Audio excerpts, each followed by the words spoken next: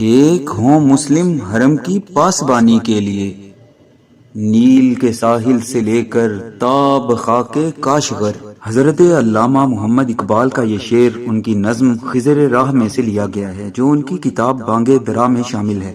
علامہ محمد اقبال اتحاد ملت اسلامیہ کے پرزور داعی ہیں۔ امت کے انتشار اور نفاق کو دیکھ کر ان کا دل کڑتا ہے اور خون کے آنسو روتا ہے۔ علامہ محمد اقبال اپنے اس شعر میں بھی مسلمانوں کو خواب غفلت سے جگاتے اور انہیں اتحاد کا درس دیتے نظر آتے ہیں۔ علامہ اقبال فرماتے ہیں کہ اللہ تعالیٰ کے گھر یعنی حرم کا اور دین کا تحفظ صرف ایک ہی صورت میں ممکن ہے، اور وہ صورت یہ ہے کہ دریائے نیل کے ساحل سے لے کر کاشغر کے علاقے تک کے مسلمان متحد ہو جائیں۔ دریائے نیل مصر میں ہے، جو براعظم افریقہ میں واقع ہے، اور کاشغر وسطی ایشیا میں واقع اور موجودہ چین کا حصہ ہے۔ مغلوں کے دور میں اس کا تعلق تیموری سلطنت سے تھا۔ علامہ محمد اقبال ان دونوں مقامات کو علامتی طور پر استعمال کرتے ہیں۔ وہ کہنا یہ چاہتے ہیں کہ تمام دنیا کے مسلمان اپنے تمام تر اختلافات بھلا کر ایک ہو جائیں اور نئے سرے سے اپنی شیرازہ بندی اور صف بندی کریں۔ وہ امت مسلمہ کو یہ پیغام دے رہے ہیں کہ اگر وہ دنیا میں عزت، بقا اور وقار چاہتے ہیں اور با اثر بننا چاہتے ہیں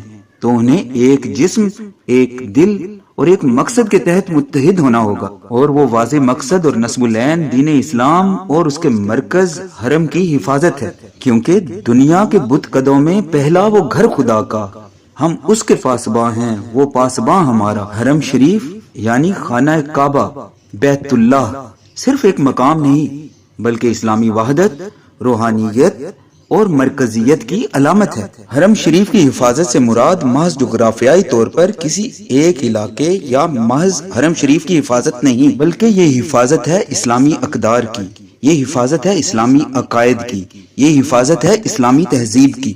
اسلامی اقدار، عقائد اور تہذیب کی حفاظت صرف مسلمانوں کے متحد ہونے سے ہی ہو سکتی ہے، اور متحد ہونے کے لیے ہمیں ذات پات اور فرقہ واریت کے بتوں کو توڑنا ہوگا۔